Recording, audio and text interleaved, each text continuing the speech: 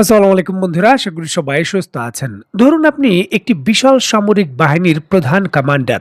আপনার মিশন শত্রু দেশের ভেতরে প্রবেশ করে বা শত্রু পক্ষের ভেতরে প্রবেশ করে তাদের নিয়ন্ত্রিত গুরুত্বপূর্ণ শহর দখল করা।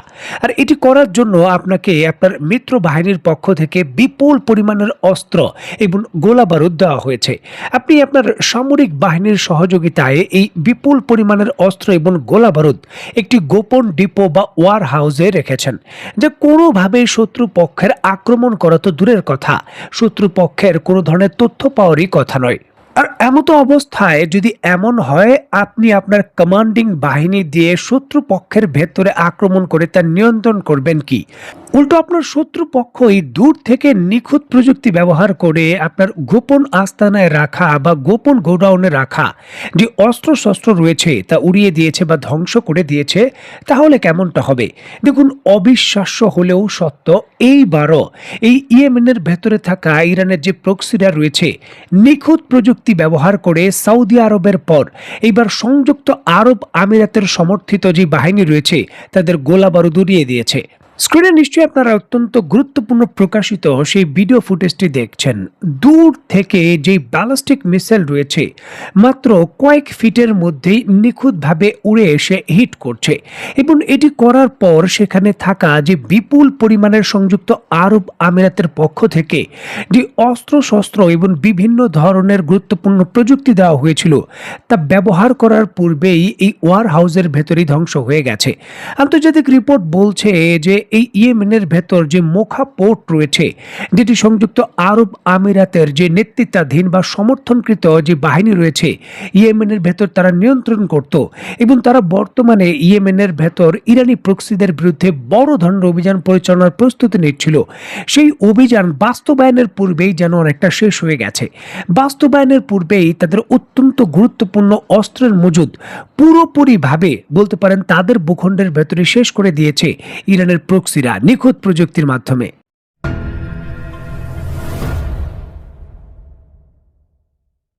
দেখুন, আন্তর্জাতিক রিপোর্ট অনুসারে লোহিত সাগরের উপকূলে মোখা বন্দরে নতুন করে ইয়েমেনের ভেতরের ইরানের প্রক্সিরা যে হামলা করেছে, এই ঘটনায় এখন পর্যন্ত 7 জন নিহত হয়েছেন, এবং ওই সামরিক যে কমান্ডার সেন্টার রয়েছে সেখানে মারাত্মকভাবে ব্যাপক ক্ষতি হয়েছে।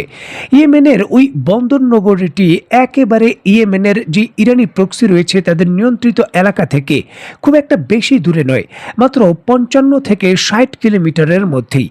আর এখানেই তারা শর্ট রেঞ্জের যে ব্যালিস্টিক মিসাইল রয়েছে এবং তাদের ক্রুজ মিসাইলগুলো রয়েছে সেগুলো ব্যবহার করেছে, এবং সেগুলো প্রতিহত করার জন্য কার্যত কোনো আকাশ প্রতিরক্ষা ব্যবস্থাই এই সংযুক্ত আরব আমিরাতের সমর্থিত যে বাহিনী রয়েছে তারা ব্যবহার করার সুযোগ পাননি। যদিও মোটা দাগে বর্তমানে ইয়েমেন দুই ভাগে বিভক্ত, একটি হলো ইরান সমর্থিত প্রক্সি নিয়ন্ত্রিত এলাকা, আরেকটি হলো সৌদি সমর্থিত আন্তর্জাতিক সরকারের এলাকা। তারপরও এর বাইরেও আরেকটি প্রভাব বলয় রয়েছে, সেটি হলো সংযুক্ত আরব আমিরাতের জয়েন্ট ফোর্স। দেখুন, ইয়েমেনের সাবেক যিনি প্রেসিডেন্ট ছিলেন আলী আবদুল্লাহ সালেহর, তার ভাতিজা তারেক সালিহরের নেতৃত্বে সংযুক্ত আরব আমিরাতের সমর্থনে এই বাহিনী বর্তমানে একেবারে ইয়েমেনের নিচের দিকে যে মোখা পোর্ট রয়েছে এর আশেপাশের অঞ্চলগুলো নিয়ন্ত্রণ করে থাকে। কিছুদিন পূর্বে এই বাহিনীর সঙ্গে সৌদি সমর্থিত যে বাহিনী রয়েছে তাদের সরাসরি বড় ধরনের সংঘাতের ঘটনা ঘটেছিল। তবে বর্তমানে সৌদি সমর্থিত এবং সংযুক্ত আরব আমিরাতের সমর্থিত এই দুই বাহিনী এখন ইয়েমেনে ইরানের যে প্রক্সি রয়েছে তাদের অঞ্চলে প্রবেশ করে সেই অঞ্চল দখলের প্রচেষ্টা বা অভিযান পরিচালনা করতে চেয়েছিল। এখন সেই অভিযানের যে কি ফলাফল স্ক্রিনে নিশ্চয়ই আপনারা দেখতে পাচ্ছেন। সীমান্তবর্তী এলাকায় তাদের যে আধুনিক যুক্তরাষ্ট্রের তৈরিকৃত প্রাপ্ত যে ট্যাঙ্ক এপিসিগুলো রয়েছে সেগুলো কার্যত তেমন বড় কোনো খেলা দেখাতে পারেনি। উল্টো সেখানেই কিন্তু সরাসরি ইরানি প্রক্সিদের যে আধুনিক অস্ত্র রয়েছে ইরান থেকে প্রাপ্ত তার সরাসরি তাতে ক্ষতিগ্রস্ত হয়েছে। দেখুন, এই যে মোখা পোর্টে হামলা করলো ইরানের প্রক্সিরা, এটি তাদের প্রেক্ষাপটে তারা অত্যন্ত গুরুত্বপূর্ণ মনে করছে।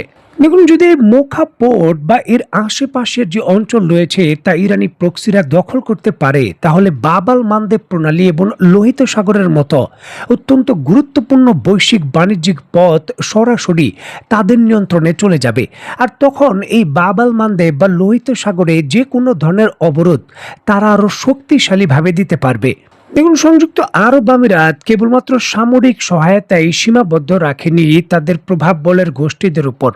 মোখা বন্দর আধুনিকায়ন, পুনর্নির্মাণ এবং পাশেই মোখা আন্তর্জাতিক বিমানবন্দর তৈরির জন্য প্রধান আর্থিক এবং প্রযুক্তিগত ভূমিকাও পালন করেছে সংযুক্ত আরব আমিরাত। এবং এই মোখা বন্দরে থাকা প্রতিরক্ষামূলক নেটওয়ার্ক ওই অঞ্চলের ভেতর সংযুক্ত আরব আমিরাতের যে প্রক্সি প্রভাব রয়েছে তা নিশ্চিত করে। আর এটি যদি কোনোভাবে ইরানের প্রক্সিদের কাছে বর্তমানে সরাসরি নিয়ন্ত্রিত হয়ে যায়, তাহলে ওই অঞ্চল থেকে সংযুক্ত আরব আমিরাতের প্রভাব বলয় অনেকটাই খর্ব বা শেষ হয়ে যাবে। পুরোপুরিভাবে একেবারে বাবাল মানদেব এবং ওই প্রণালীর লোহিত সাগরের আশেপাশে তাদের আর কোনো শক্তিশালী নিয়ন্ত্রণই থাকবে না। আর এটি কোনোভাবেই এখন চাচ্ছে না সংযুক্ত আরব আমিরাত।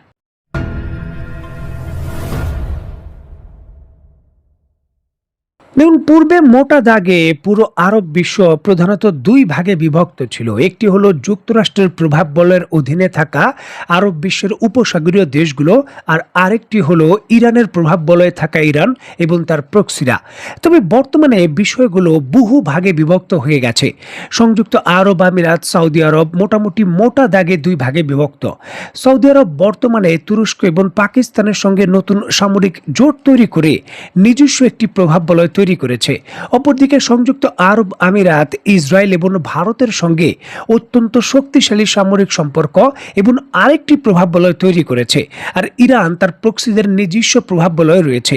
মোটা দাগে তিনটি বড় ধরনের সামরিক যে শক্তি রয়েছে সেখানে উত্থানের প্রচেষ্টায় ইরানের অলরেডি উত্থান হয়ে গেছে, এমনটাই বলছেন সামরিক বিশেষজ্ঞরা।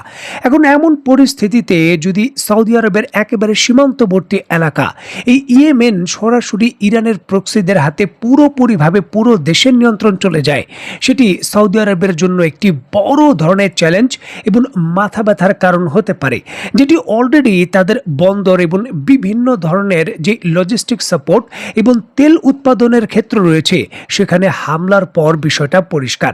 সুতরাং কোনোভাবেই তারা চায় না যে বর্তমানে ইরানের প্রক্সিরা তাদের প্রভাব বলয় যে বৃদ্ধি করার চেষ্টা করছে সেটা সফল হোক। যদিও তারা নিজেরাই কিন্তু তাদের প্রভাব বলয় দিয়ে প্রথমেই এই ইয়েমেনের ভেতর ইরানি প্রক্সিদের উপর হামলা চালিয়েছে এবং তারাই চাচ্ছিল তাদের নিয়ন্ত্রিত এলাকা দখল করতে। তবে পরিস্থিতি এখন উল্টো হয়ে গেছে, উল্টো পড়ে গেছে তাদের জন্য। এখন বর্তমানে স্ট্র্যাটেজিক সময়ে সবথেকে বড় প্রশ্ন হলো যে সংযুক্ত আরব আমিরাত এবং সৌদি আরবের মতো দীর্ঘ মিত্র, যাদের বর্তমানে একে অন্যের সঙ্গে বিভিন্ন ধরনের মন মালিন্য রয়েছে, তারা সকল কিছু ভুলে গিয়ে ইয়েমেনের ইস্যুকে কেন্দ্র করে একত্রে সামরিক কোনো যৌথ পদক্ষেপ নেবে। আর যদি সেটি নেয়, তাহলে ভবিষ্যতে ইয়েমেনের অঞ্চলে এই দুইটি শক্তিশালী মধ্যপ্রাচ্যের দেশের নিজেদের প্রক্সির অবস্থান কি হবে, সে বিষয়ে কি তারা একে অন্যকে ছাড় দেবে, দেখার বিষয় আসলে কি হয়। তো বন্ধুরা, আজকের মতো বিদায়, নতুন কোনো ভিডিও নিয়ে আবার দেখা হবে। সেই পর্যন্ত সবাই ভালো থাকবেন, সুস্থ থাকবেন এবং বাংলাদেশকে ভালোবাসবেন। আল্লাহ হাফেজ।